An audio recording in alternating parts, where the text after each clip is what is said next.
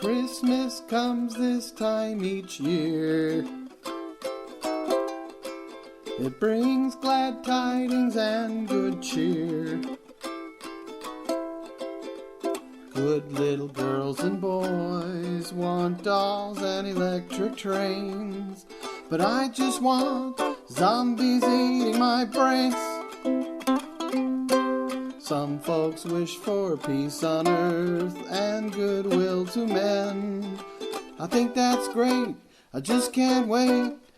But until then, there's only one desire in my heart. It's at the top of my wish list.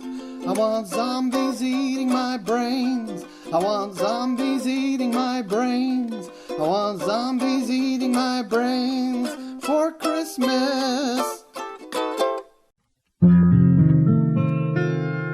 I'll have a blue Christmas without you. I'll feel so blue. Just thinking about you.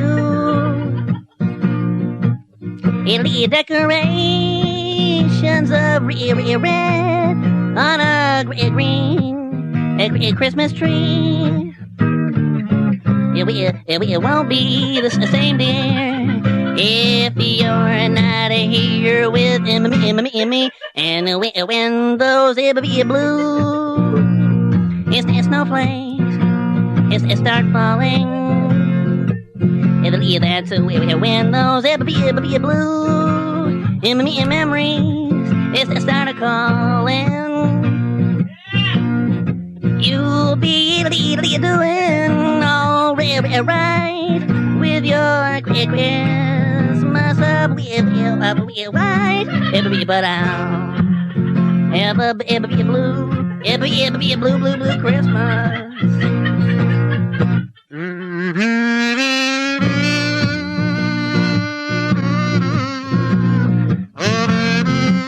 Oh, baby, I'll miss you.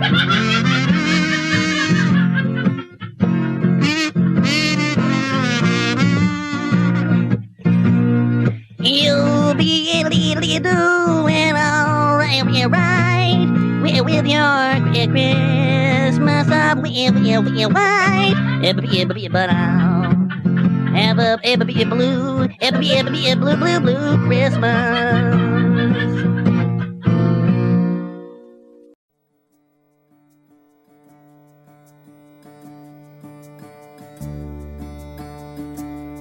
There was hardly anyone on the train as it moved through the countryside. The snow-covered land slipped smoothly by. Way out there, I could see a lonely house now and again, just turning on their lights against the cold oncoming night. 2 thick-coated horses in the almost dark, steam out of their nostrils eating hay. Then they were gone. The sky was quickly dark, and the stars were crisp through the chill air. It wasn't very warm in the train. A man was asleep at the other end of the car, his coat rolled up for a pillow. The Christmas present had fallen on the floor. A few seats away, a young woman sat with her baby. She was staring out the window.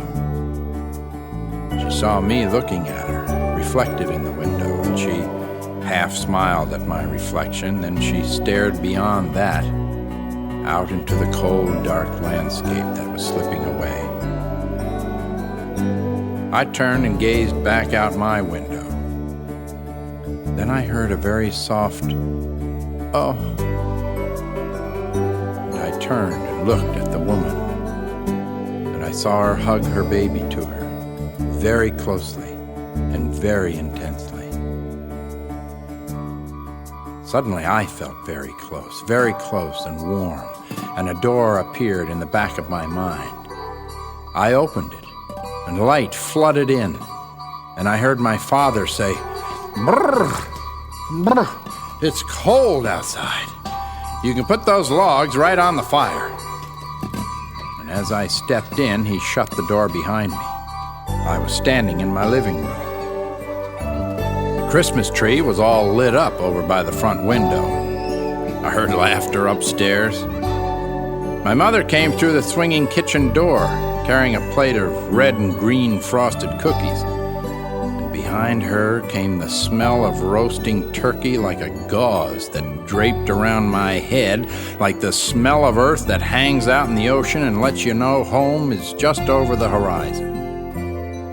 Someone was stamping snow off their boots on the back porch, and my little sister and two of her cousins were lying on their stomachs in front of the tree, staring at the presents, like sharks staring at a man's legs underwater, hoping to see beyond the tinsel and the pretty paper.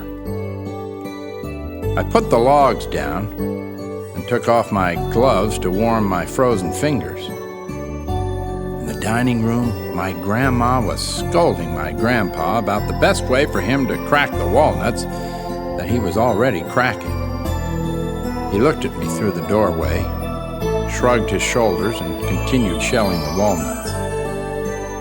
I took off my thick coat and threw it on the floor by the door and went to stand by my aunt, who had just called me to come sing the tenor part at the piano. There was talk and loud laughter coming out of the kitchen where the windows were steamed. We were singing, sometimes forgetting the second verses, but sounding pretty good. But suddenly, somewhere, in all the warm and familiar sounds, I heard someone very quietly crying.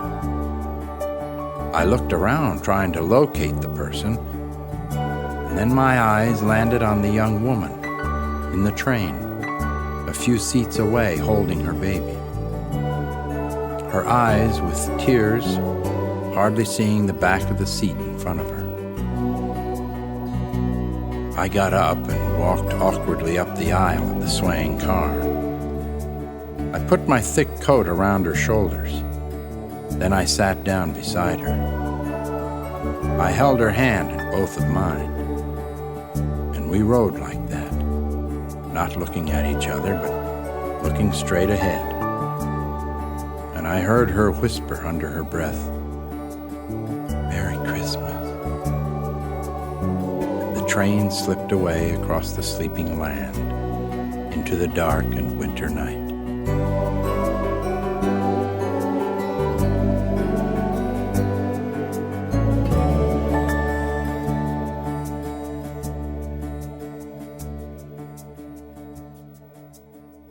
Jeffrey Lewis with his Christmas story about being on a train.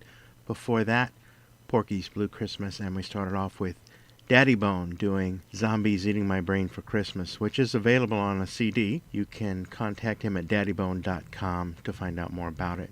Hi, my name is Mike Madonna, and this is a supplemental Brain Sandwich podcast for Christmas. I have some Christmas tales here that I came across, and I thought, well, why not do another one, and this time make it for the whole family? As you know, if you've been listening to these podcasts, some of the programs that I've done already have not been exactly suitable for younger listeners. This one will be, rest assured, and you can download it and have the kids listen to it around Christmas time, because there's going to be all kinds of wonderful stories here. This is going to be the only time that I break and talk about what you're going to hear. I've got a recorded version here of A Christmas Carol with Lionel Barrymore. We also have Charles Lawton reading from the Bible, the story of the birth of Jesus. Then there's The Happy Prince with Orson Welles and Bing Crosby. Stuff from Gregory Peck, another Lionel Barrymore recording, this time doing 'Twas the Night Before Christmas. And then we have some recordings from Santa Claus. It's what it says on the record album here. It was came from, I guess, the mid-'60s here. And it was a record album of songs and stories, by Santa Claus about the North Pole and the real meaning behind Christmas and so on and so forth. So we'll just get started here. The first thing up is a snippet from a broadcast in 1941. Many of you have heard of the program Amos and Andy, and this is their very famous Christmas program from Christmas Eve of 1941. It was so popular that it became a perennial favorite throughout the rest of the broadcast run, which lasted until 1960. After about, I think it was 34 years of broadcasting, It finally came to a close just before Thanksgiving of 1960. So anyway, that's what you're going to hear. It's Amos is explaining to his daughter what the meaning is behind the Lord's Prayer. And it became so powerful and popular, as I said, that they did it year after year. And it'll be a hodgepodge of stories and tales and whatnot after that. So if you want to find out what they are, just drop me an email at brainboys@aol.com, and I'll just give you the playlist because I'm not going to talk about it now. So here for the kids and for the whole family is Amos and Andy, followed by a bunch of other Christmas tales. I will talk to you later. Merry Christmas. Today, Amos and Andy received many Christmas greetings. Both boys are extremely happy and are looking forward to Christmas Day. As the scene opens now, we find Amos in the front room of his flat. Andy has just entered carrying a few packages. A small lighted Christmas tree sits on a table in one corner. In the back room, Amos's baby boy is asleep in his crib, and his little daughter is preparing for bed. Ruby and her mother have just gone out for a short while. You there? Well, come in there, son. You look like Santa Claus there with all that stuff. Yeah, how is you, boy? Fine. Merry Christmas. Yeah, same to you. Doggone, that tree looks good. Yeah, don't it look pretty? Yeah, wait a minute. Let me lay these packages down here on the sofa. Oh, you making the rounds, ain't you, son? Yeah, making the rounds, spreading good cheer. Yes, sir. Oh, boy, that is a pretty tree, too. Yeah. Got a lot of lights on there, boy. Yeah, we saved some of them from last year, and then we got another new string this year and added on to it. Oh, that's good. Yeah. Well, we just decorated that tonight. Uh-huh. Ruby and her mama is going out to take a few things to some poor people that they know here in town. They'll be gone about an hour. Yeah, well, I'll leave these packages here. Leave these, all of them? Oh, sure. Here's one for Ruby. Here's one for Mama. Oh, gee. There's one for you right there. Oh, thank you. And there's a little rattle in here for your baby. Oh, gee whiz, look at here. And here's a package for your oldest child, your little girl. Oh, I certainly a Santa Claus this year, Andy. Thank you so much. Well, that's all right. I see a lot of stuff over at my place from your house.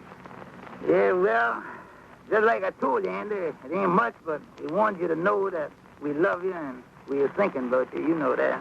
Oh, well, Amos, I feel better this Christmas than I ever felt. Yeah. By the way, when you open up your packages? Well, the kids get up early, and, well, we all get up and start early Christmas morning. And by the way, don't forget, you promised me this morning that you'd be here for Christmas dinner with us. Yeah. Well, that sure is nice of you, all right, because the other Christmas dinners didn't work out so good. Oh, it didn't, huh? Well, we want you here, so now we're going to count on that. Oh, yeah. Well, that's swell. Oh. Well, I got to get going, son. I got to drop in on 2 or 3 people, say hello to them. Yeah, well, I hate to have you rush off, Andy. Don't you want to sit down a little while? No, I'll get going, son. Just want to come by here and kind of wish you a Merry Christmas tomorrow. Uh-huh. Well, you know I wish you one, son.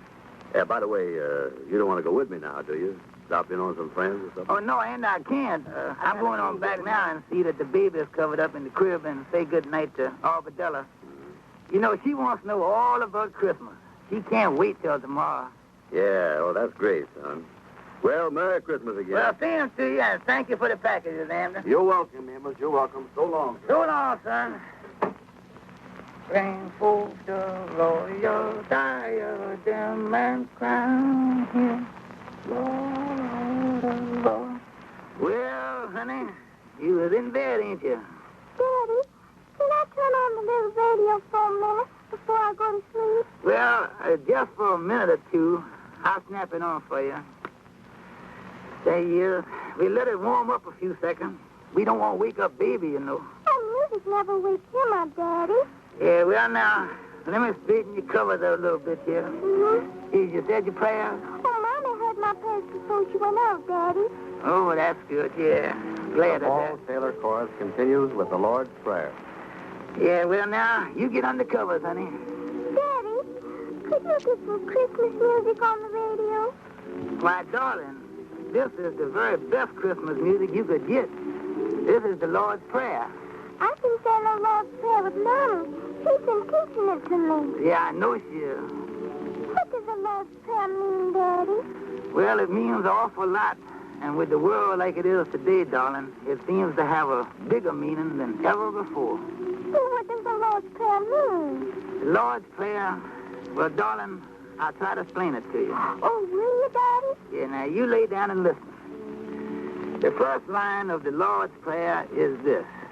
Our Father, which art in heaven. That means Father of all that is good, where no wrong can dwell. Now the next line is, hallowed be thy name. That means, darling, that we should love and respect all that is good. Oh. Thy kingdom come, thy will be done in earth as it is in heaven. That means, darling, as we clean our hearts of all hate and selfishness and fill our hearts with love, the good, the true, and the beautiful, then this earth will be exactly like heaven. Oh, that would be wonderful, Daddy. Then it says, give us this day our daily bread. Now that means to feed our hearts and minds with kindness, love, and courage, which will make us strong for our daily tasks. Mm-hmm. And then it says, and forgive us our debts as we forgive our debtors. You remember the golden rule? Oh, yes, sir. Well, that means that we must keep the golden rule and do unto others as we would want them to do unto us. And then it says, and lead us not into temptation, but deliver us from evil. That means, my darling, to ask God to help us do and see and think right, so that we will neither be led or tempted by anything that is bad. Mm-hmm. And then it says, for thine is the kingdom, the power, and the glory forever. Amen. That means, darling, that all the world and everything that's in it belongs to God's kingdom. Everything. Mommy, your daddy, your little brother, your grandma, you and everybody. And as we know that and act as if we know it, my darling, that is the real spirit of Christmas. Oh, that's good, Daddy. Well, darling, I guess I ought to turn off the radio and let you go to sleep. Good night, Daddy. Good night, my sweetheart. Daddy, Yes? will you leave the radio on while I go to sleep? All right, I'll leave it on for a couple of minutes, and I'll come back and turn it off, and you listen to the Christmas music.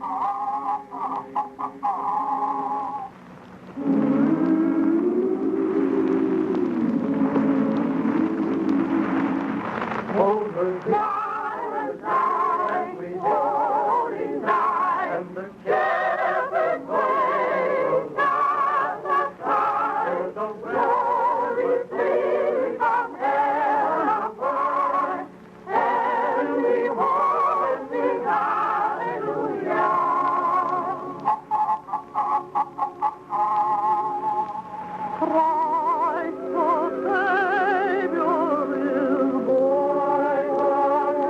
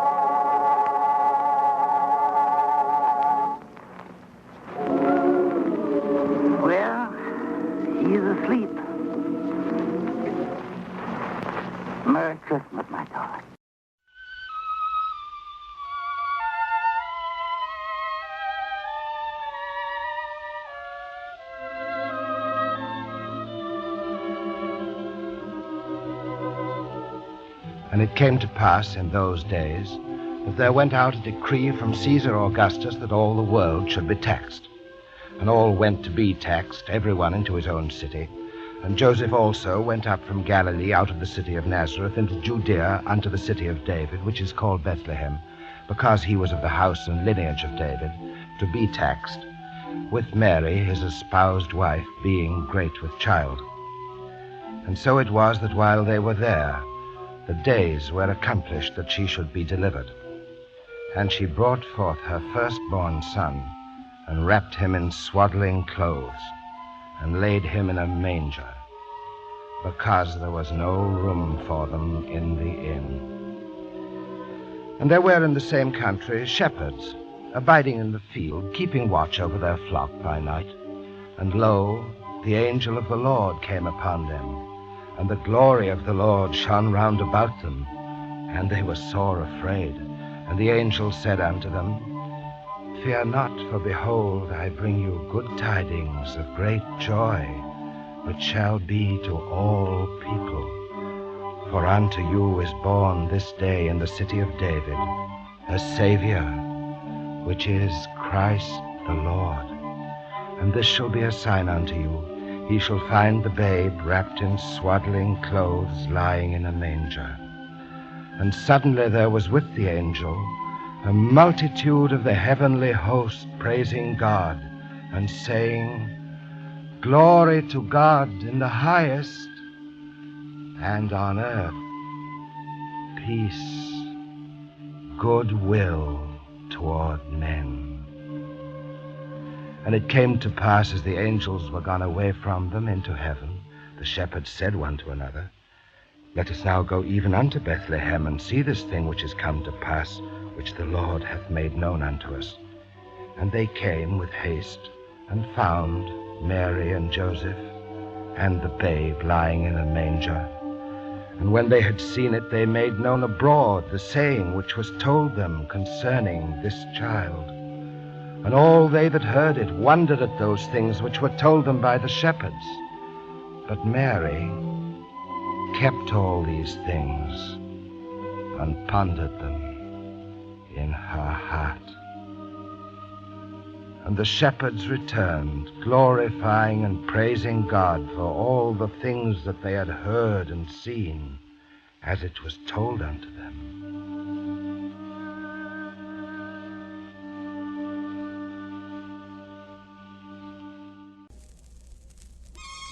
Ho, ho, ho! Well, look at all the children, Dasher. It is sure nice for you all to be here to listen to stories about Christmas and about the North Pole that Dasher and I are going to tell you. Mrs. Santa Claus couldn't make it, and that's why Dasher is here. We're here to tell you the stories, right, Dasher? Right, Santa. Oh, yes, Santa. Please tell us stories about North Pole and Christmas. Ho, ho, ho! Of course Santa will tell you stories. Now bend your ear and listen closely. At the North Pole is where Santa lives, as you know, in all that cold and with all that snow. Mrs. Claus and I have a nice warm home and room for everyone. Room for all my reindeer and for all the elves that make the toys for you at Christmas. All year I stay at the North Pole, planning how many toys to make for the coming year. Mrs. Claus and I like to plan for each Christmas, and we have for many, many years. Some of you children have asked me, Santa, how old are you? And of course, I have to tell you, I'm hundreds and hundreds of years old. You see, children, the reason Santa Claus looks the same every year at Christmas is because he loves everyone so much. And when you or your friends love everyone, you never really grow old. Say, do you know that Santa has 2 sleighs? Yes, that's right. Oh, yes, sir, 2 sleighs. One is for red, for the snowy nights and snowy countryside, so that Santa Claus and his reindeer can be seen easier. When there is no snow, we use a white sleigh so that airplanes and people can see us coming too.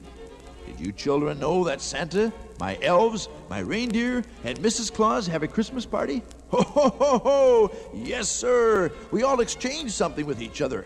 Why, just last Christmas, Santa received from his reindeer and Dasher a big 7-foot Christmas card for a gift. And on the inside of that card, it said, To our Daddy and our Santa, from all of the ones that love you. Well, that was sure a nice Christmas gift for me, to have all that love from so many wonderful friends. Would you believe, children, that you can have Christmas all year round just by being good to each other and making everyone happy? Some of you have asked me, how cold is it, Santa, at the North Pole? Well, children, it's very cold, and it's so cold, it's way below zero. Now, if you're not sure what that means, you ask your daddy, and I'm sure he'll tell you. I wish all of you could see my workshop at the North Pole. I know you have seen some of them at Christmas time in your hometown and the cities that you live. And you also have seen Santa's helpers dressed just like me. I have them dressed just like Santa, so children who don't get a chance to see me in person can see what I look like. Don't you think that's a good idea, children? Of course, many of you have seen Santa, and I'm looking forward again to seeing you this year. My workshop at the North Pole is so big that sometimes, sometimes I get lost trying to find all of the elves. Yes, it's so big. There are so many things in it that when Christmas time comes, I have to start to pack my sleigh 3 weeks ahead of time so I can be ready for Christmas Eve. So you see, children, it takes Santa a long, long time to get ready for his trip. Say, did you know, children, that Santa knows when you're good or bad every day of the year? Oh, yes, sir. And you know I put it down in my big book, don't you? Well, here's something you didn't know. Dasher, right here, the deer I bought with me, Dasher is the one that tells me if you're good or bad. That's right. How does he know? Well, Dasher's a very special deer. He's my oldest deer. And it's because of his eyes, that's why. You see, his eyes are so perfect that he can see anything and everything all around the world, any place, at any time. That's why he knows if you're good or bad all year round, because he can see you. Now, I know many times you children ask me what I would like to eat when I come to your home and what you should leave for the reindeer. Well, if you have a pencil handy, why don't you write it down? Oh, if you don't have a pencil, and if you can't write it down, why don't you ask your mother to come and help you? I'm sure she will. I shouldn't even let you know what I like to eat because I'm so roly-poly now. You could leave cookies and, let's see, candy and no candy. Oh, that's very sweet and it's very good. But Santa, well, I had too much this year already. Yes, it's good, all right, but you know, it's bad for my teeth too. Now, let's see. Cookies and milk and cocoa, small sandwiches, fruit, and, well, maybe some popcorn. Please remember not to leave anything in the oven, children. Right in that oven because I don't have much time to stay. So let's see now. The reindeer, what would they like? Oh, yes. I'm sure the children won't forget. Oh, let's see. The reindeer, they like, what was that? What, Dasher? What did you say? Oh, well, don't worry. The children won't forget. Okay. Now, let's see. Sugar for sure, fruit, cookies, nuts, and candy. Just about everything. And, yes, Dasher? What was that you asked for? No. Really? Brrr. Oh, my, that's funny, Dasher. Do you know what he wants you to leave, children? Well, slide up close here and I'll tell you. I don't want everyone to hear this. Dasher wants ice cream. Oh, imagine that cold ice cream out in that cold air. Brrr. Oh, it makes Santa Claus so chilly just thinking about it. Well, maybe one of you can leave Dasher some ice cream. If he wants it, it's all right with Santa. I know that some of you wonder why some children get many gifts at Christmas time and only others receive a few. Is it because you were better boys and girls than they were, or did I just forget? Well, no, I don't forget anyone. But the reason some do get more than others is because Santa wants to see who really is good and loves his playmates and parents the way they should. Maybe a little boy or girl like you will only get one gift. But don't feel bad, and don't feel that we forgot about you or because Santa Claus and your parents don't love you. No, because we love you very much. It's because we love you very much, and we know you will be thankful for what Santa gives you, and that you will share it and share the love that comes with it with everyone. And for you boys and girls that get many gifts, well, here is where you will have your chance to show your mommy, your daddy, and Santa Claus just how really good you would like to be. Here is where you can share a lot of presents with your brothers and sisters and the many little children who do not have as much as you have.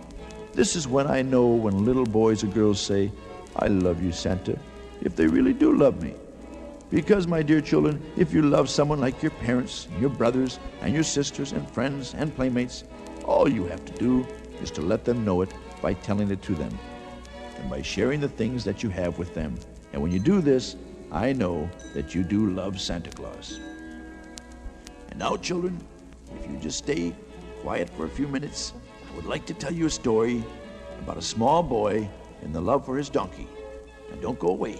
I'm coming right back.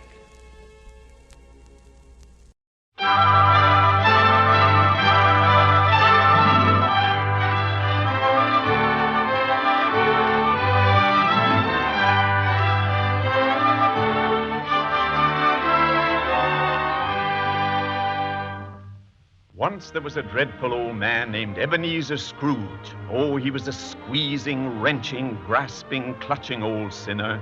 Scrooge had been in partnership for many years with Jacob Marley, so his firm was known as Scrooge and Marley.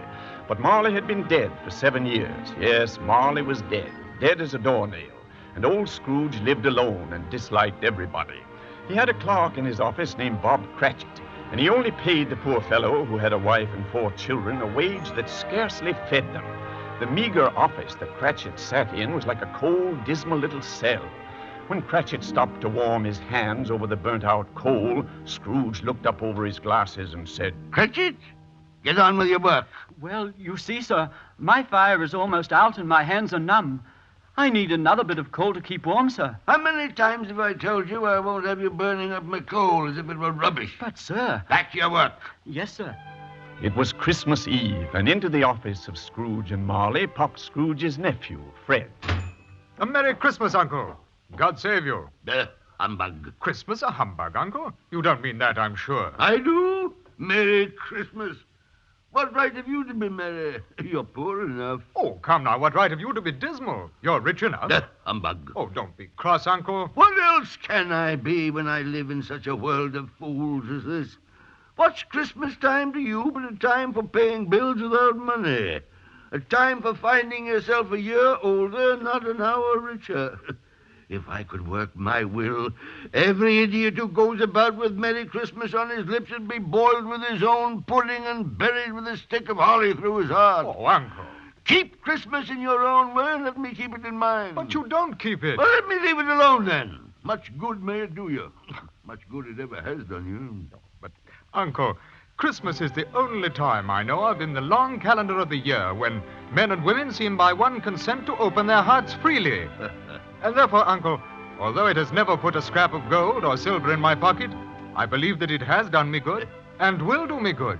And I say, God bless it." "Good for you, lad." "Another word out of you, Cratchit, and you'll keep your Christmas by losing your situation." "Oh, don't be angry, Uncle. Come, dine with us tomorrow." "Good afternoon." "Oh, I'm sorry with all my heart to find you so determined. So, a Merry Christmas, Uncle." "Good afternoon." "And a Happy New Year." "Good afternoon."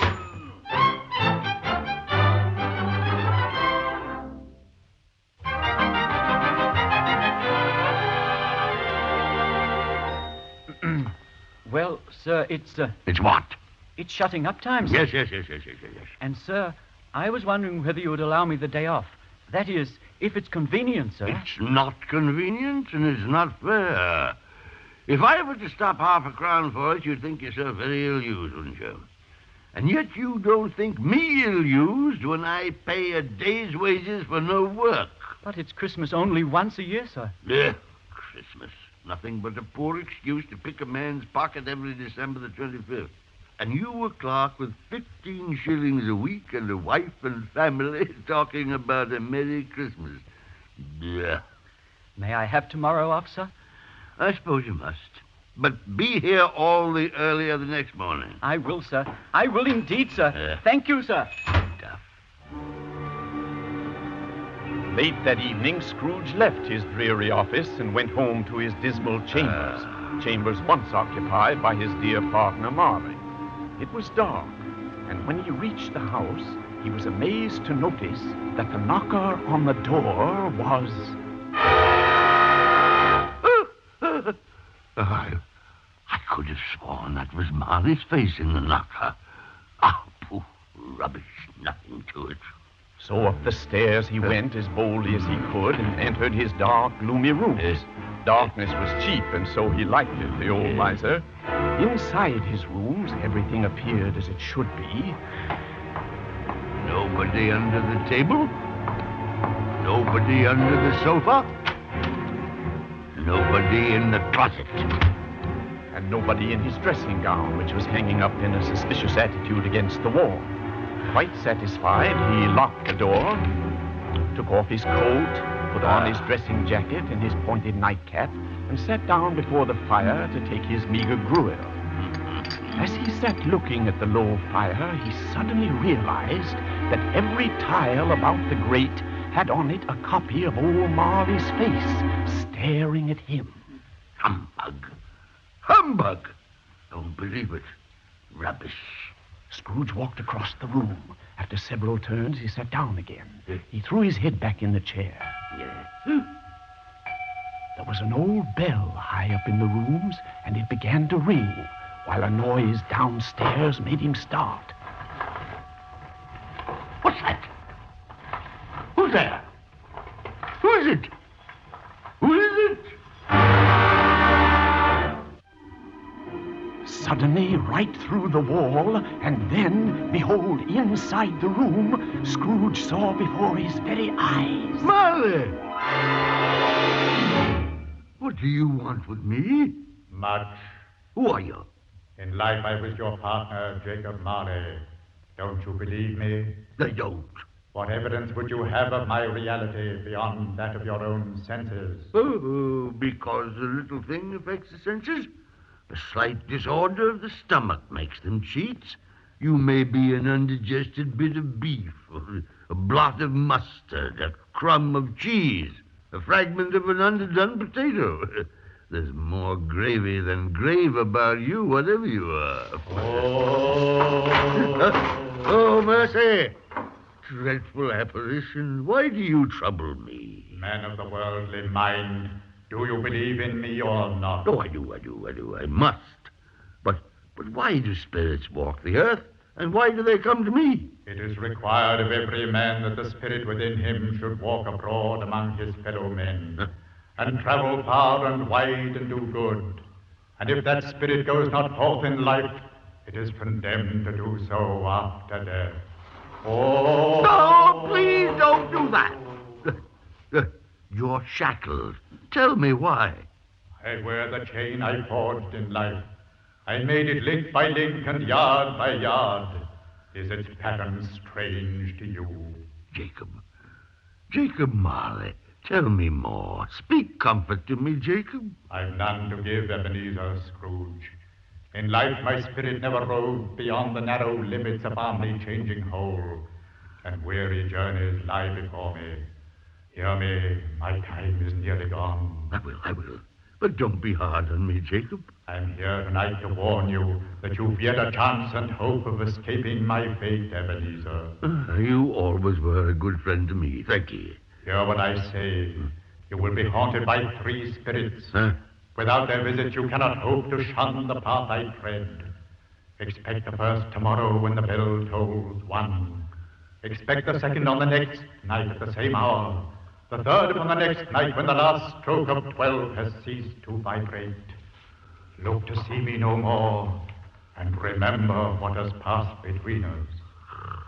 When the ghost vanished in the dark, bleak night, Scrooge denounced the whole thing. I won't believe it. The whole business is rubbish. Humbug. Then he went to bed and was soon asleep.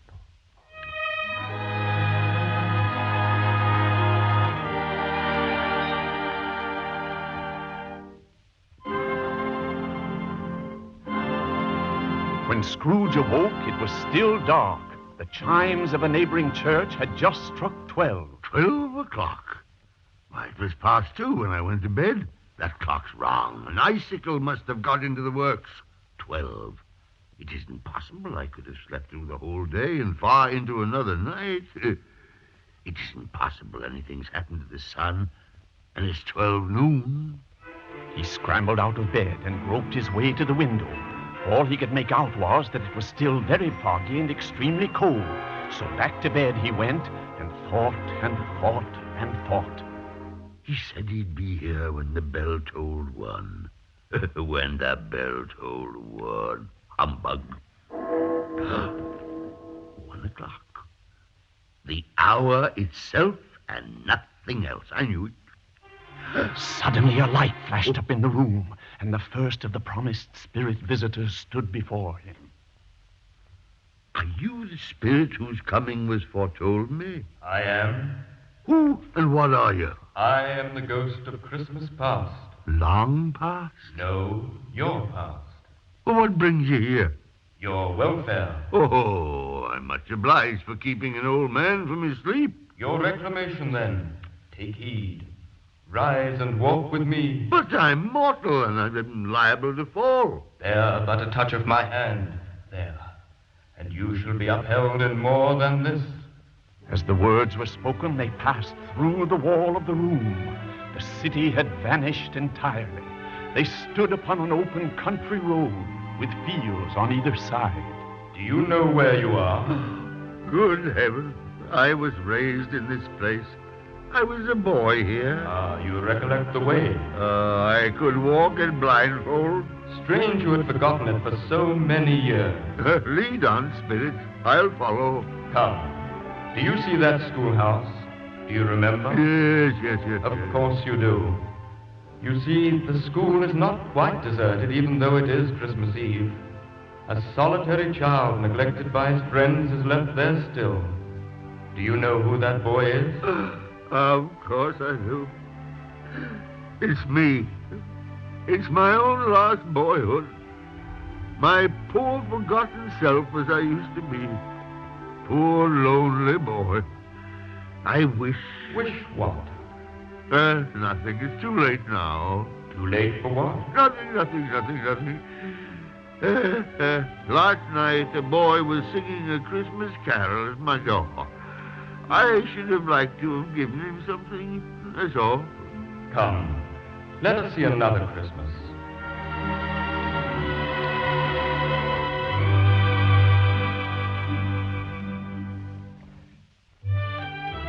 The Spirit led the way to many scenes that Scrooge had long forgotten.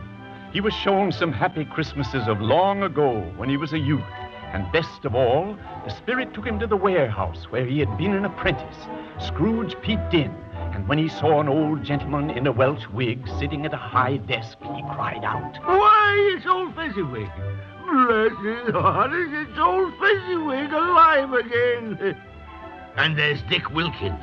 Oh, Dick was attached to me. Poor Dick, dear Dick. Yo-ho, my boys, no more work tonight. Christmas Eve, Dick.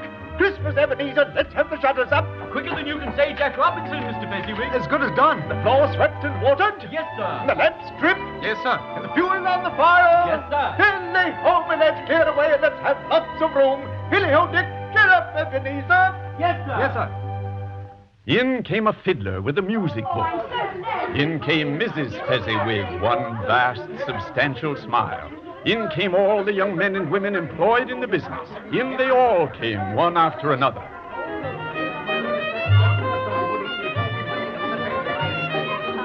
And so the jolly party went on until 11 o'clock, when they parted as happy could be. Merry Christmas! Merry Christmas! Wasn't Fezziwig a silly man? A silly man? Why, he was a wonderful man. A fine fella. Why... what's the matter? Oh, nothing in particular. Something, I think. No. I'd like to be able to say a word to my clerk, Bob Cratchit, that's all. My time grows short. Quick, let's be off. Now the Spirit took him to another Christmas, when old Marley was lying at death's door. Oh, Spirit, show me no more.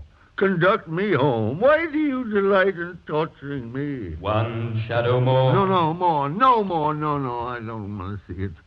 Show me no more. Spirit, remove me from this place. I told you these were shadows of the things that have been. That they are what they are. Do not blame me. Remove me. I can't bear it. Take me back and haunt me no longer. Take me back.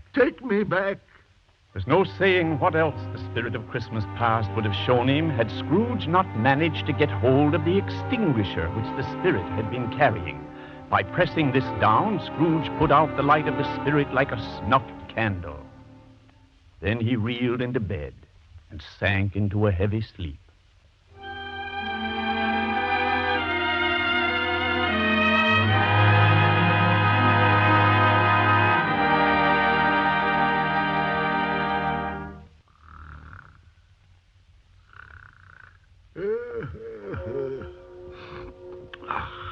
One o'clock. What's that? What's that ghostly light shining through the next room? I'll shut it out. Ebenezer Scrooge. Come in, and know me better, man. What do you want with me? And what have you done to my room here? This is my room, but it's undergone a strange transformation. This holly and mistletoe. What does it mean, and who are you? I am the ghost of Christmas present. Come closer. Fear me not. Spirit, conduct me where you will.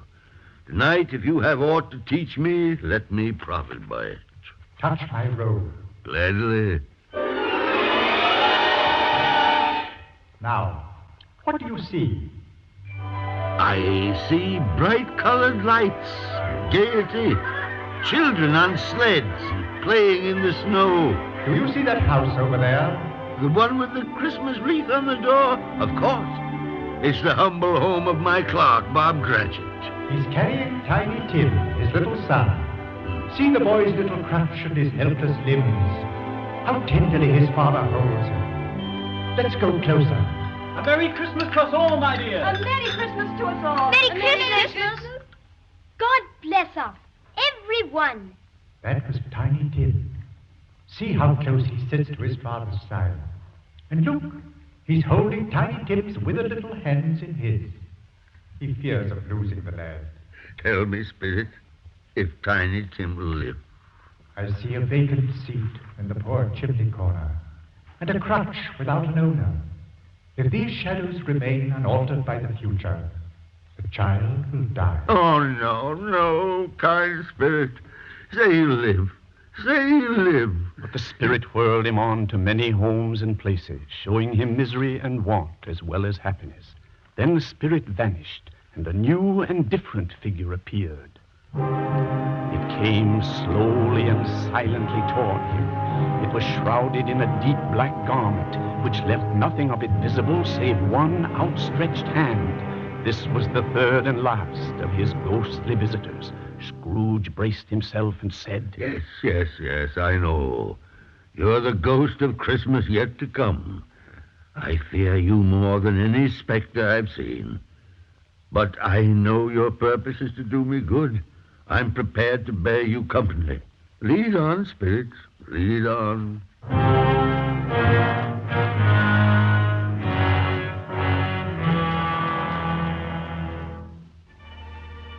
The phantom moved, and Scrooge followed, and at length the ghost of Christmas yet to come brought him to a neglected gravestone. What's this? These awful weeds. I can hardly see. Whose name's written on this crumbled stone? What? It's Ebenezer Scrooge. Me. Oh, no, Spirit, no. Spirit, hear me. I'm not the man I was. I'll not be the man I must have been. Good Spirit, pity me. Assure me I may yet change these shadows you've shown me by an altered light. I'll honor Christmas in my heart and try to keep it all the year. Oh, tell me I may wipe off the writing of this terrible stone. In his agony, he caught the spectral hand, but the spirit repulsed him. As Scrooge held up his hands in a last prayer to have his fate reversed, he saw an alteration in the phantom's shape. It began to shrink. It collapsed. And then... This bedpost. Yes. Why, it's my own. This bed, it's my own bed. My very own. This room, my own rooms. Oh, bless it all. I live the past, the present, and the future. I will. The spirits of all three shall strive within me. Oh, Jacob Marley, heaven and the Christmas time be praised for this. I say it on my knees, old Jacob, on my knees. I'm as light as a feather. I'm happy as an angel. I'm merry as a schoolboy. Hey, hello outside there. What is today? Day? Why, it's Christmas Day. Christmas Day! I haven't missed it. The spirits have done it all in one night. Hello, my fine fella. Hello. Do you know the poultry shop in the next street, the one at the corner? Indeed, I do, sir. Oh, an intelligent boy. A remarkable boy. Do you know whether they've sold the prize turkey that was hanging up there? The little one? No, not little one. No. The big one. What? The one as big as me? What a delightful boy. It's a pleasure to talk to. Yes, my lad. It's hanging there now. Is it? Go on and buy it. Are you joking? No. I'm in earnest. Go and buy it and tell him to bring it here that I may give him the directions where to take it. Come back with the man and I'll give you a shilling. Come back with him in less than 5 minutes, I'll give you half a crown. I'll be back with it as quick as a shot, sir. Look at him run. I'll send it to Bob Cratchit. He shan't know who sent it. It's twice the size of Tiny Tim. I'll send the poultry with it in the cab so Cratchit will have it in time. No, then I'll hie myself to my nephew's home. Will they be surprised to see me?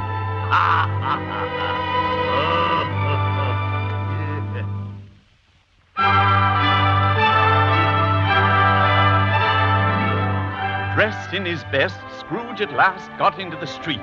People were pouring forth. Scrooge greeted everyone with a delightful smile and... Merry Christmas! Merry Christmas! Merry Christmas! Merry Christmas, Mr. Scrooge! Merry Christmas! Merry Christmas! Merry Christmas! Merry Christmas! He went to church and gave a large donation for the poor. He walked gaily about the streets. He never dreamed that any walk, that anything could give him so much happiness. In the afternoon, he arrived at his nephew's house.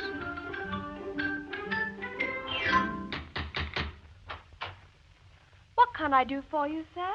Is your master at home, my dear? Yes, sir. Where is he, my love? Why, bless my soul, who's that? It's I, your Uncle Scrooge. I've come to dinner. Will you let me in, friend? Of course, Uncle. Make yourself at home. We'll have a wonderful party, wonderful games, and wonderful happiness. The next morning, Scrooge was early at the office. If he could just catch Bob Cratchit coming late, that was the thing he'd set his heart upon. And he did it. Yes, he did. Cratchit was full 18 minutes and a half behind his time.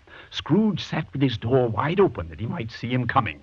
Cratchit was on his stool in a jiffy. Then Scrooge came into the room. Hello.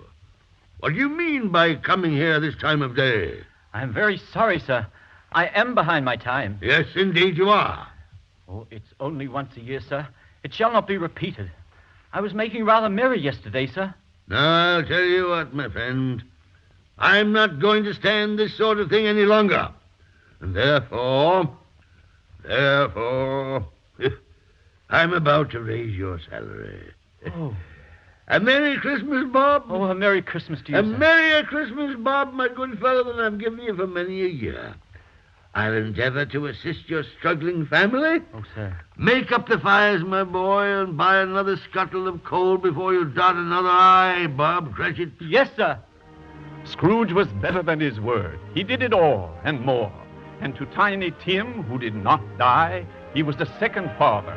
He became as good a friend, as good a master, and as good a man as the good old city knew, or any other good old city in the good old world. He had no further experience with spirits, but lived a happy life ever afterwards. And it was always said of him that he knew how to keep Christmas well, if anybody did. And may that truly be said of us, and all of us. And so, as Tiny Tim observed... God bless us, everyone. Yes, Tiny Tim. God bless us, everyone.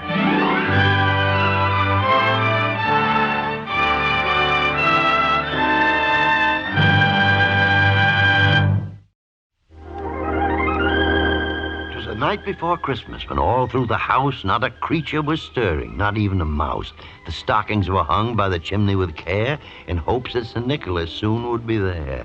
The children were nestled all snug in their beds, while visions of sugar plums danced in their heads. and Mama in a kerchief, and I in my cap had just settled down for a long winter's nap, when out on the lawn there arose such a clatter, I sprang from the bed to see what was the matter. Away to the window I flew like a flash, tore open the shutters, and threw up the sash. The moon on the breast of the new-fallen snow gave the luster of midday to objects below, when what to my wondering eyes should appear but a miniature sleigh and 8 tiny reindeer, with a little old driver, so lively and quick, I knew in a moment it must be St. Nick. More rapid than eagles his course as they came, and he whistled and shouted and called them by name. Now Dasher, now Dancer, now Prancer and Vixen, on Comet, on Cupid, on Donder and Blitzen, to the top of the porch, to the top of the wall. Now dash away, dash away, dash away all. As dry leaves that before wild hurricane fly, when they meet with an obstacle mount to the sky, so up to the housetop the coursers they flew, with a sleigh full of toys and St. Nicholas too. And then in a twinkling I heard on the roof the prancing and pawing of each little hoof. As I drew in my head and was turning around, down the chimney St. Nicholas came with a bound. He was dressed all in fur from his head to his foot, and his clothes were all tarnished with ashes and soot. A bundle of toys he'd flung on his back, and he looked like a peddler just opening his pack. His eyes, how they twinkled, his dimples, how merry. His cheeks were like roses, his nose like a cherry. His droll little mouth was drawn up like a bow, and the beard of his chin was as white as the snow. The stump of a pipe he held tight in his teeth, and the smoke of it encircled his head like a wreath. He had a broad face and a round little belly that shook when he laughed like a bowl full of jelly. He was chubby and plump, a right jolly old elf, and I laughed when I saw him in spite of myself. A wink of his eye and a twist of his head soon gave me to know I had nothing to dread. He spoke not a word, but went straight to his work and filled all the stockings, then turned with a jerk, and laying a finger side of his nose and giving a nod, up the chimney he rose. He sprang to his sleigh, to his team gave a whistle, and away they all flew like the down of a thistle. But I heard him exclaim ere he drove out of sight, "Happy Christmas to all, and to all a good night."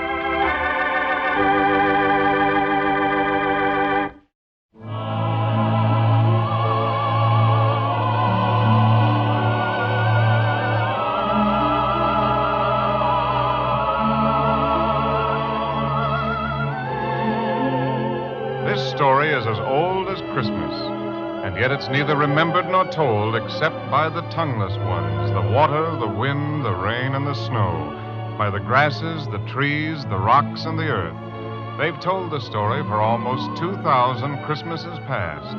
They'll still be telling it 2,000 times 2,000 Christmases to come. The story of the tongueless ones.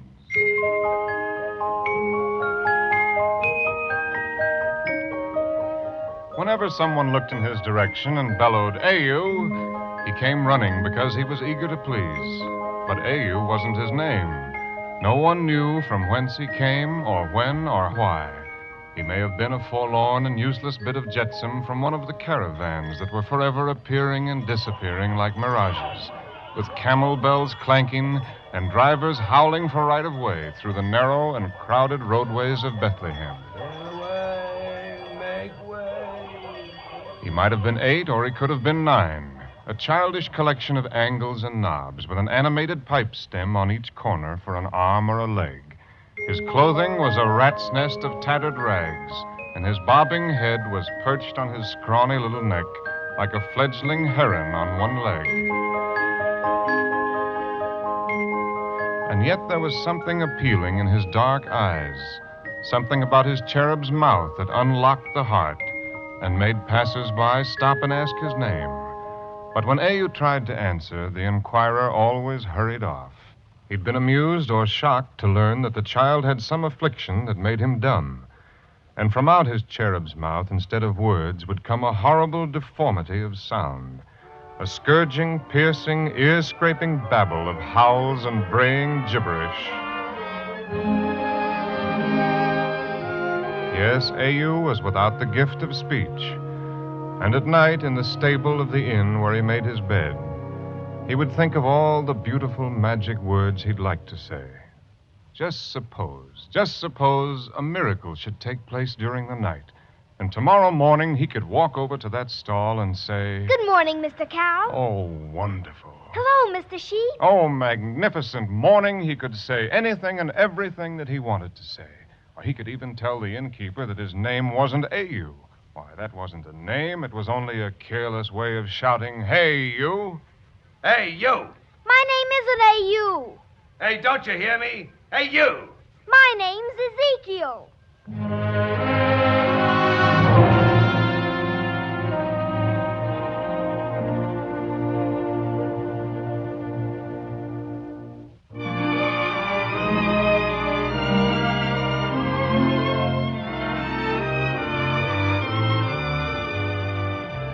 But the most stupendous, overwhelming thing of all, he'd be able to sing.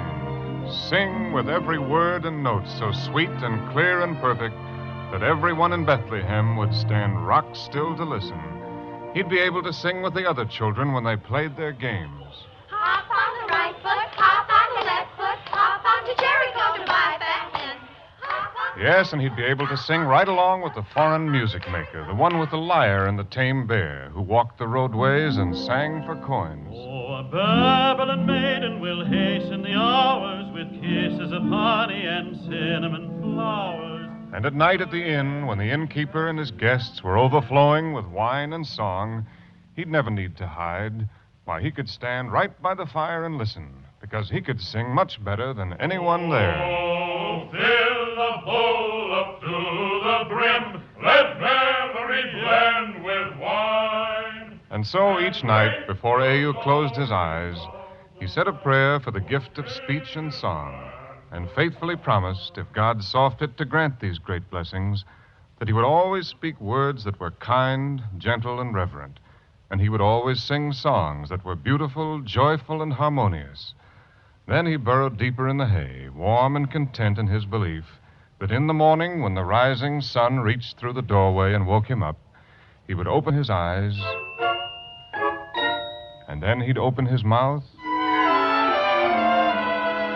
and very loudly and thankfully he'd say, Oh, thank you, God. Thank you very much.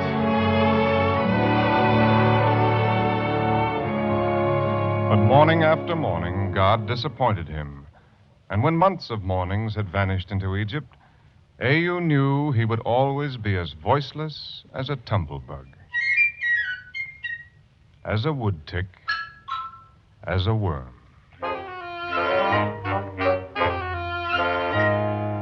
Then A.U. resolved that he would never again open his mouth to make people laugh at him, and he made himself almost invisible as he went about his tasks and errands, darting from dark corner to darker entry, scurrying from sunless alleyway to shadowy passage.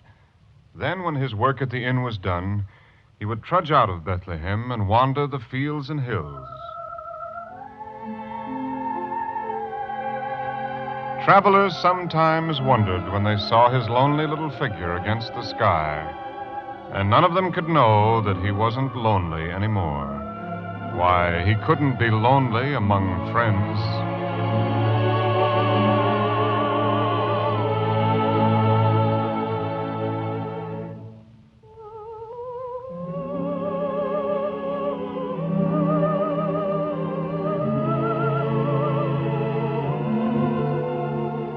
For he'd discovered that a brook could chatter and prattle and sing to him. And if he answered, or even if he sang, the brook didn't care a ripple that the sounds he made were harsh and unmusical. It went right on, singing as joyfully as ever. Yes, and the winds were forever whispering or humming. Sometimes they shook the trees, and the trees tossed their great limbs and made every leaf and twig join in with the singing. So A.U. sang, too, and the trees didn't care and the winds didn't care. And neither did the rain when it thrummed on the rocks or strummed through the tall grasses. Even though he shrieked and howled, the rain never slackened a single drop of melody. It went right on, just as though his horrible din was the most sublime music it had ever heard. And And then A.U. would lie on the ground and listen to the small, faraway voices, the little voices deep in the ever-moving, ever-singing earth itself. The song they sang was very sweet, but so faint and distant he could never learn the melody. And so, listening to his friends, the tongueless ones, A.U. would fall fast asleep.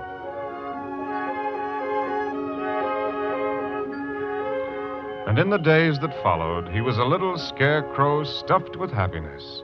He was stuffed so full that it inflated his scrawny chest, puffed out his stringy neck, and stuck out of his eyes and his ears and his nose and his mouth. This friendship with the tongueless ones was so far above the miracle he'd asked for in his prayers that A.U. took a long time every night to thank God for his generosity.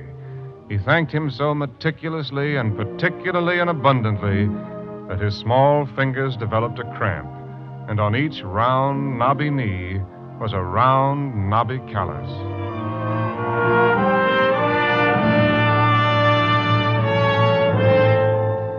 And then, without the slightest warning at all, came the dreadful day. It began with the innkeeper kicking at the mound of hay where A.U. slept and bawling, Hey, you! Come out and get to work, you gibbering whelp of a puling camel! On your feet, voiceless cud of a goat, or I'll slice out your useless tongue and sell it for tallow! Then at mid-morning of the dreadful day, when A.U. stuck one eye around the kitchen door to beg for his breakfast, the innkeeper's wife doused him with slimy dishwater and screamed, Don't come grunting and squealing at my door, you miserable throat-sprung gutter rubbish. Take your pig patter to the swill trough and eat with the rest of the swine. And in the dreadful day's afternoon, as A.U. was racing through Bethlehem on one of his endless errands, a tired thong snapped on his sandal, and the sandal went skittering through the air and fell on the proud and helmeted head of a swaggering centurion.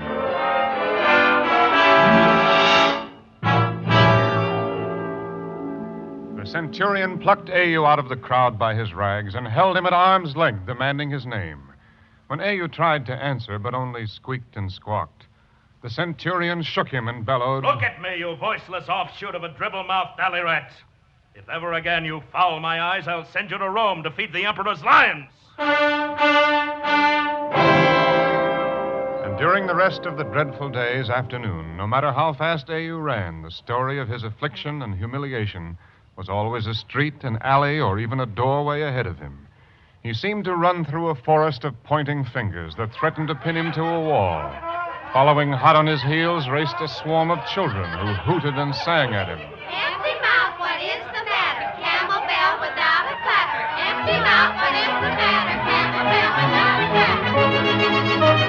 clapper. And that night, as the dreadful day neared its end, A.U. was kept late at his tasks at the inn.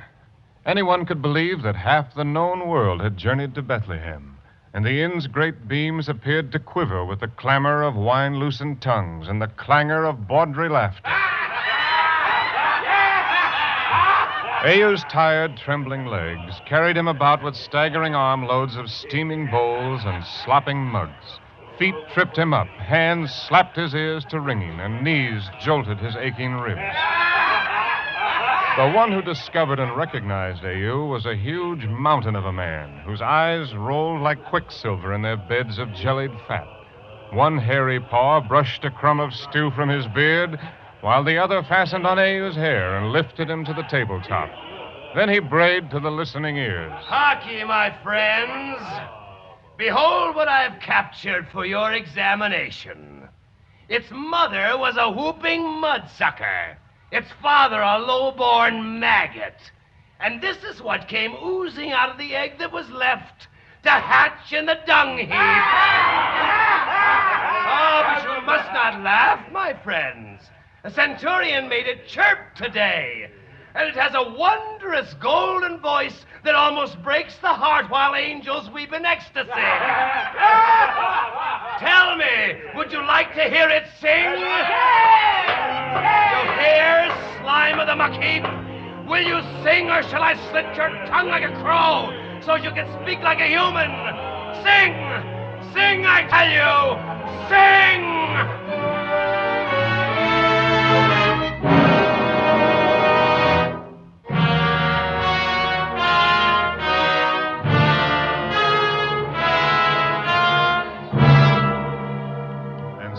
A.U. tried to sing, and at every tuneless howl, the crowd shouted its mockery.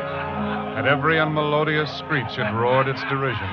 At every discordant squeak, it loosed a thunderbolt of laughter that crashed and splintered on his head. His legs had no more strength than a blade of grass. His heart was a senseless, throbbing thing, and his mind was fear, and his body was shame, and his blood was tears. But he went on and on until the crowd had wrung the last outstanding guffaw, the final satisfying chuckle, the ultimate forced snigger from his wretched little body. And when it released him, he ran blindly off through the dark labyrinth of Bethlehem, a terror-stricken shadow racing for the quiet hills and the warm, comforting voices of the tongueless ones.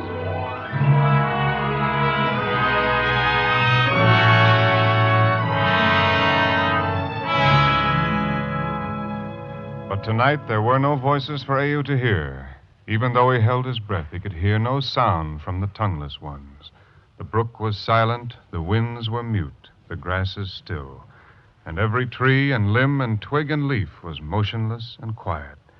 Then A.U. howled and croaked and tried to make the tongueless ones answer him, but they remained silent and waiting, and he screamed and babbled and pleaded, but the tongueless ones were all silent while they waited and listened, just listened and waited. This was the dreadful end of the dreadful day. And deserted by his only friends, A.U. threw himself down and buried his face, his misery, and his tears in the moss. After a while, he fell asleep.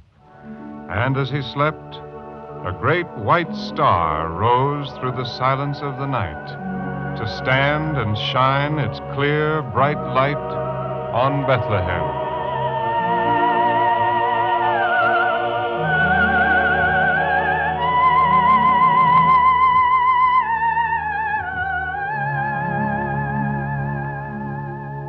It was close to morning when A.U. returned to the inn. He tiptoed across the frosty stones of the dark courtyard and crept into the stable.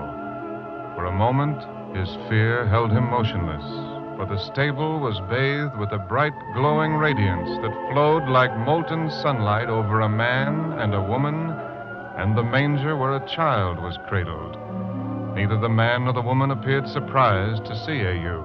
It was almost as though they'd expected him to come and were waiting. So he stole nearer, and the child lifted small hands and smiled at him. Then A.U. felt that he must speak to this child, so he whispered, Hello there. and the words A.U. spoke were as clear and melodious as the water of the brook.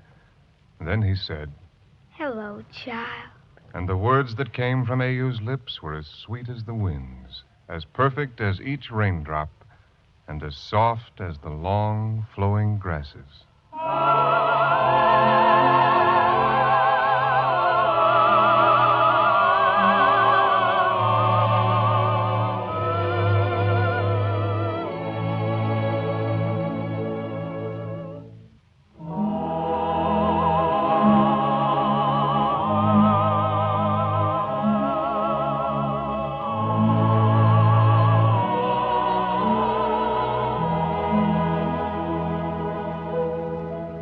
Then A.U. knew why he had been born never to speak until this moment, and why the tongueless ones of God's world of water and earth and air had all sung to him, and why tonight they had all been still and silent and waiting. Now the waiting was over. Now they were his voice, and he was their tongue, and his was their song to the child in the manger. Close your eyes, precious one.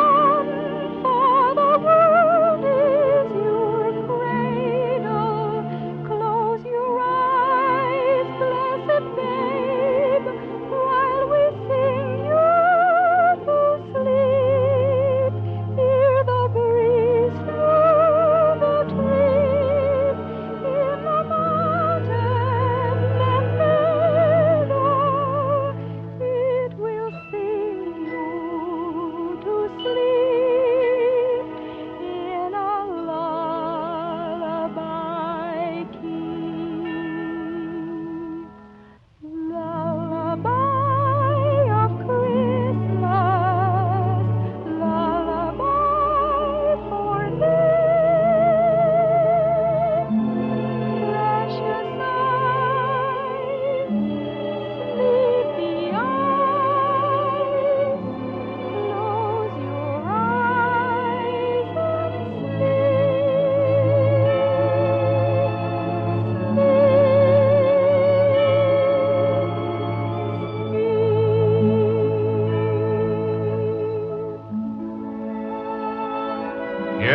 story is as old as Christmas, and yet it's neither remembered nor told except by the tongueless ones, the water, the wind, the rain, and the snow, by the grasses, the trees, the rocks, and the earth.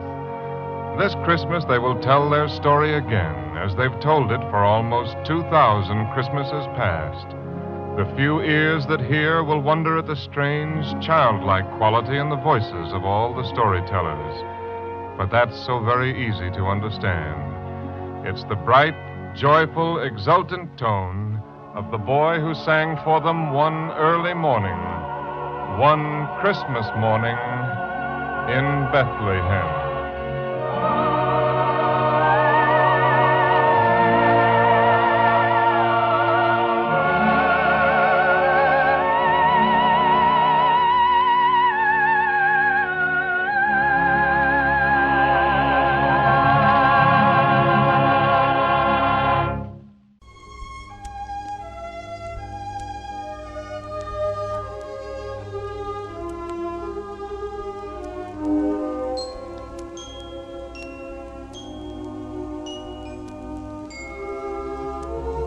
Now, children, come up real close while Santa tells you the story about the donkey, Small One. Many years ago, there lived a woodcutter who had a boy just about your age. The woodcutter also had 5 donkeys. One of the donkeys was much, much older than the other donkeys and was not quite as strong or as pretty as the rest of the donkeys either. His name was Small One. He was a good donkey, and he had worked long and hard for his master. Oh, but now he was starting to move much slower than the other donkeys. Small One and the woodcutter's son were very close friends, and they loved each other very much. Small One was the boy's very, very favorite pet, and you could always see them together wherever they went. One day the woodcutter said, My son, it's time you took that donkey to town and stop at a shop inside the town gates. And there you'll find a man who will give you 1 piece of silver for him. Well, the boy was surprised and said to his father, Oh, Father, you can't sell my donkey. Why, he has been so faithful. He has been so good through all these years, and he has so many more years of work left in him. Please don't sell him. Enough of this, said the woodcutter. Take him to town now and stop at the second shop inside the town gates, and the man will give you a piece of silver to bring home. Well, at this moment, the boy remembered who owned that shop in town. It was the man called the tanner who made leather out of animals' hides. Oh, no, said the boy. He will be killed there and sold for leather. No, not Small One, not my donkey. The father spoke to the boy and said, He is old and of no use to anyone. Now take him to town and be quick about it. The boy and the donkey headed down the street with tears in their eyes. On the way to town, the boy thought, the horse market. Maybe I can sell Small One at the horse market. Oh, if someone could only buy him there, someone who would not beat him or be mean to him. The marketplace was very busy at noon, and many other animals were being sold also. The boy could hear the auctioneer's voice ring out over the crowd. How much am I bid for this fine mare horse? 40 pieces of silver. Do I hear 50? 50. And as the auctioneer went on calling for bids, the little boy walked around the crowd, trying to sell his donkey to someone. Sir, see this fine donkey, sir? For 1 piece of silver and a good home, you can have him. Get that ragged animal away from me, boy. Be gone now. Go away with that ugly animal. The boy turned away with his head hung down and walked on through the crowd, tears falling from his face. He stopped time and time again to ask people to buy his donkey, but every time he stopped, the people just laughed at him and laughed at his donkey. The boy finally thought of asking the auctioneer to sell his donkey for him, but the auctioneer said, What? Sell that ugly, broken-down animal? Ha! And a tail. Or is it a tail? Why, it's like the end of a broom. The crowd of people laughed, and the auctioneer continued to say nasty things about the donkey. No, please don't say that. No, said the little boy, as tears came down his cheeks. He's not an ugly animal. He's a fine donkey. Why, he's fine enough to be in a king's stable. And someday Someday you just might find him there. All right now, boy. Please move on. We've wasted enough time with you and that donkey. And so, with the auctioneer's fading voice in their ears, the boy and his donkey left the marketplace.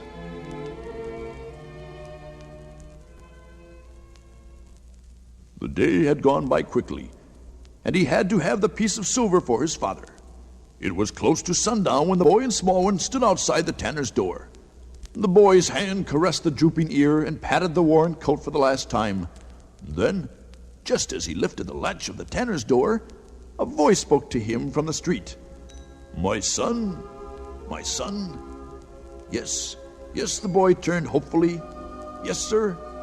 A bearded, poorly dressed man detached himself from the crowd that was moving towards the town's gates.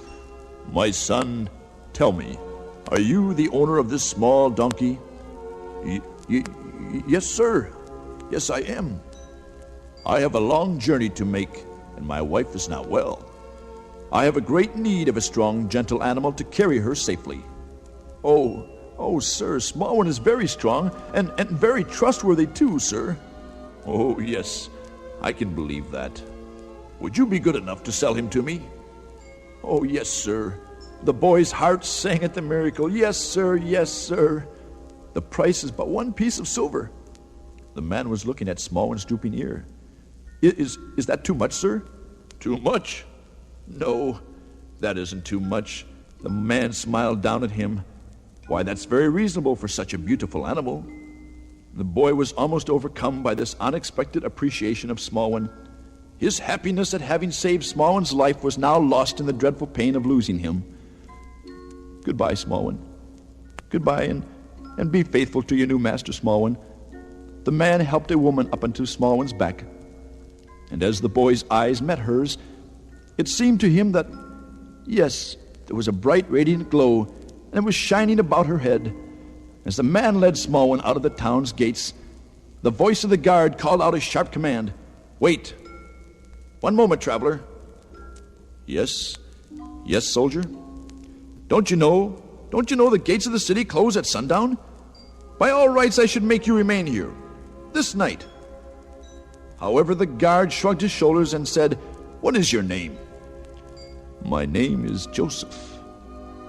"And your wife?" "They call her Mary." "Your destination?" The man looked out at the hills and beyond the gates.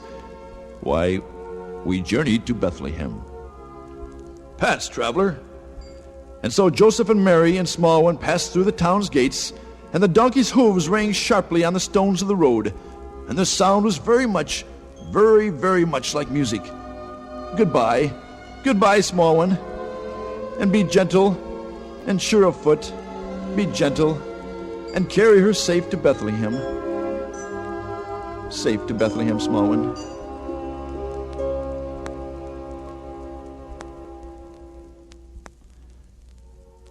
Bethlehem, the birthplace of the baby Jesus. And that also, children, was what we call the first Christmas. The first Christmas morning, the morning the Christ child was born. You see, that's what Christmas really means, children. It's the birthday of Jesus. Just like you and I have a birthday, just like Mommy and Daddy have a birthday. This was the birthday of Jesus. And this is why we should always share our gifts and our love with everyone, but especially at Christmas time, to celebrate the story of the baby Jesus. Isn't that a wonderful story, children? Santa loves it very, very much.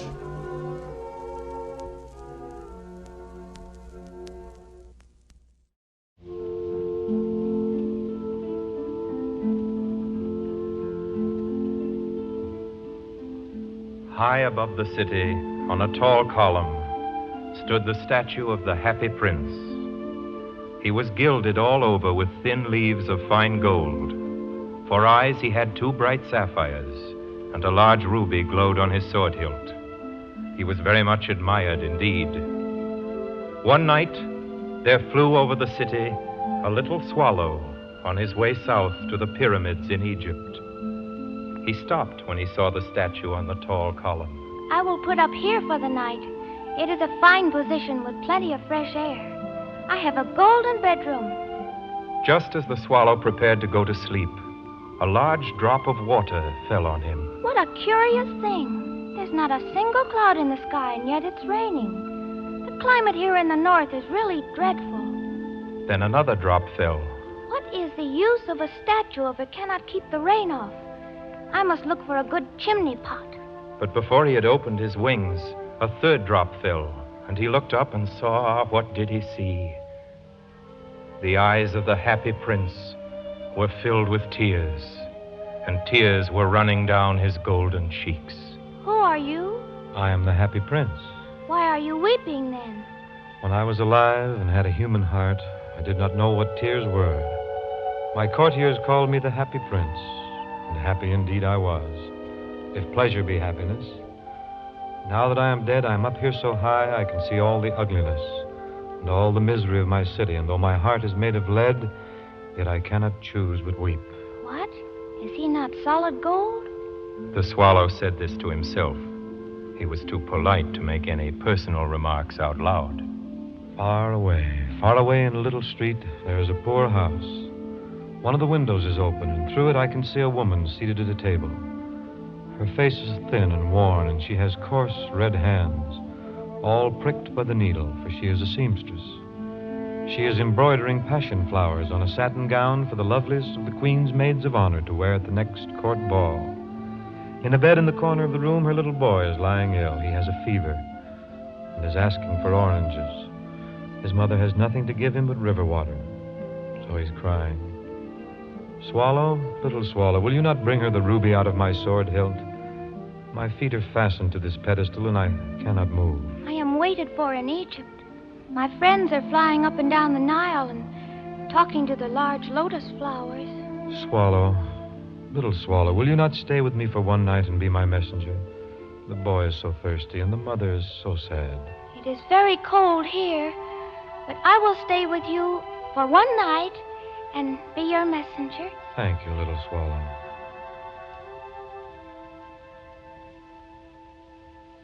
So the swallow picked out the great ruby from the prince's sword and flew away with it in his beak over the roofs of the town. He passed by the palace and heard the sound of dancing. A beautiful girl came out on the balcony with her lover.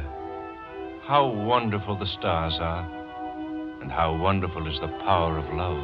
I hope my dress will be ready in time for the state ball. I have ordered passion flowers to be embroidered on it, but the seamstresses are so lazy. He passed over the river and saw the lanterns hanging to the masts of the ships. And at last he came to the poor house and looked in. The boy was tossing feverishly on his bed, and the mother had fallen asleep. She was so tired. In he hopped and laid the great ruby on the table beside the woman's thimble. Then the swallow flew back to the happy prince and told him what he had done. It is curious, but I feel quite warm now, although it is so cold. That's because you have done a good action. And the little swallow began to think, and then he fell asleep. Thinking always made him sleepy. When day broke, he flew down to the river and had a bath. Tonight, I go to Egypt. The swallow was in high spirits at the prospect. When the moon rose, he flew back to the happy prince. Have you any commissions for Egypt? I'm just starting. Swallow, will you not stay with me one night longer? I am waited for in Egypt. Swallow, swallow, little swallow. Far away across the city, I see a young man in a garret. He is leaning over a desk covered with papers. He's trying to finish a play for the director of the theater, but it's too cold to write anymore. There is no fire in the grate, and hunger has made him faint. I will wait with you one night longer. Shall I take him another ruby? Alas, I have no ruby now. My eyes are all that I have left. They are made of rare sapphires which were brought out of India 1,000 years ago. Pluck out one of them and take it to him. He will sell it to the jeweler, buy firewood, finish his play. Dear Prince, I cannot do that. Swallow, swallow, little swallow, do as I command you. So the swallow plucked out the prince's eye and flew away to the student's garret. It was easy enough to get in, as there was a hole in the roof. Through this he darted and came into the room. The young man had his head buried in his hands. so he did not hear the flutter of the bird's wings. And when he looked up, he found the beautiful sapphire. I am beginning to be appreciated. This is from some great admirer. Now I can finish my play. The next night, the swallow flew back to the happy prince. I am come to bid you goodbye.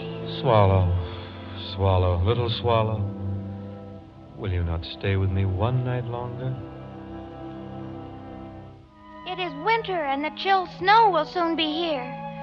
In Egypt, the sun is warm on the green palm trees.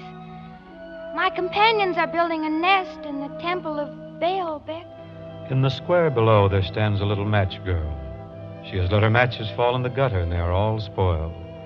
Her father will beat her if she doesn't bring home some money, and she is crying. She has no shoes or stockings, and her little head is bare. Pluck out my other eye and give it to her, and her father will not beat her. I will stay with you one night longer, but I cannot pluck out your eye.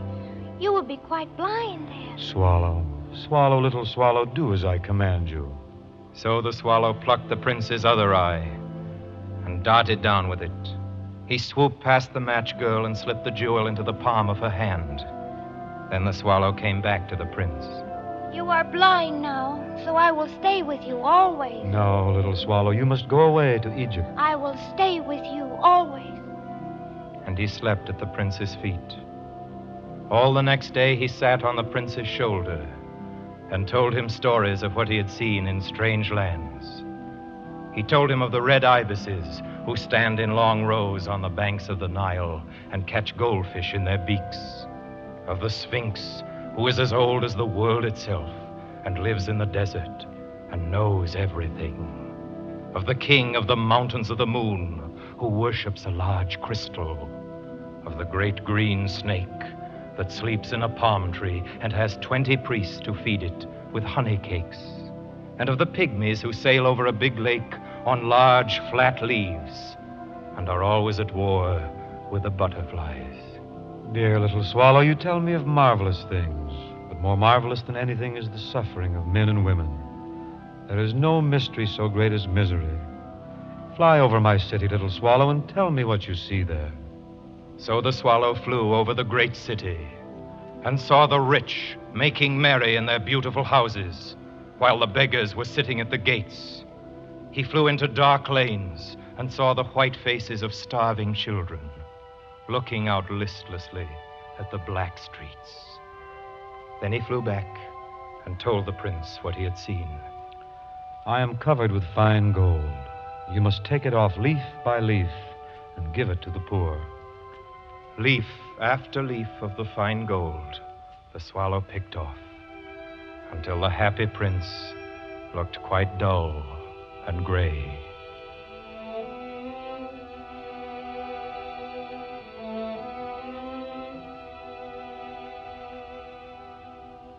Leaf after leaf of the fine gold the swallow brought to the poor, and the children's faces grew rosier, and they laughed and played games in the street.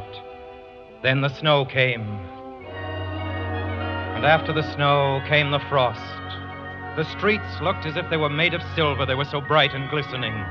Long icicles like crystal daggers hung down from the eaves of the houses. Everybody went about in furs, and the little boys wore scarlet caps and skated on the ice.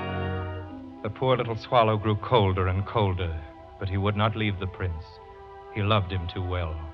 He picked up crumbs outside the baker's door when the baker was not looking and tried to keep himself warm by flapping his wings.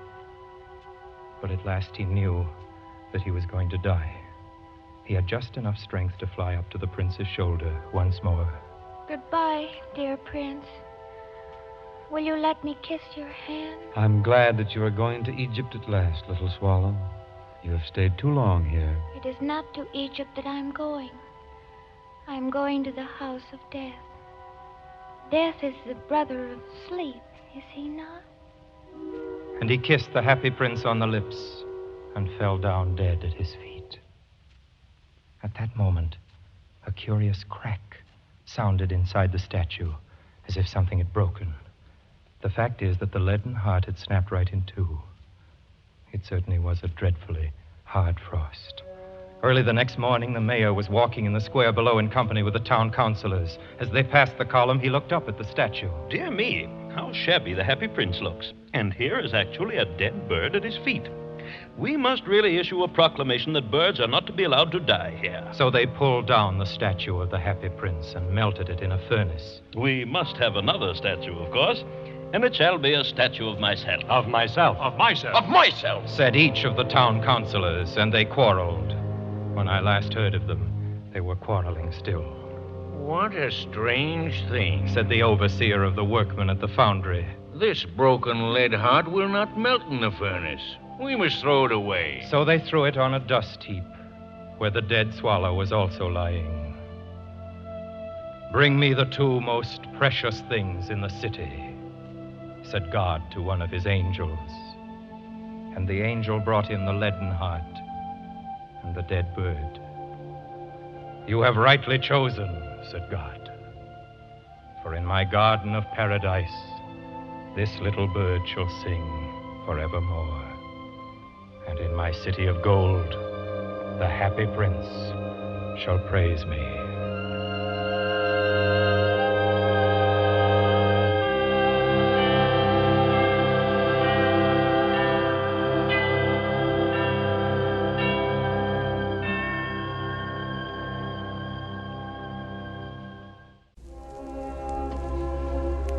Children, Santa wants to tell you about someone who loves you very much. And this someone watches over you every night, just like your mommy, just like your daddy do. He also watches over me, Santa Claus. You all know him. His name is God. He is the one that has given Santa Claus all the things to make your toys and clothes with. He is the one that helps you and I when we're sick, and has the answers to all our problems through our prayers. God is the one that has given everything to Santa Claus all these years. Everything Santa gives to you, boys and girls, comes from God. The only thing that he wants me to do in return is to love everyone as much as I can. And you know, boys and girls, that Santa loves you all so very much. What does Santa want for Christmas? I'll tell you what I would like for Christmas. You boys and girls can give Santa a very nice Christmas gift if you want to. Someday, tomorrow, the next day, maybe this Christmas, every year, when you see your mommy or your daddy, your brothers or your sisters or your relatives or your friends or your playmates next door, children, just walk up to them and say to them, I love you. I love you very much. Children, this is the nicest thing that you can give Santa Claus for Christmas. It's the nicest thing that you can give to anyone for Christmas. Anyone at all. And they'd be so happy to have it. And remember that I love you too, my dear children, very, very much.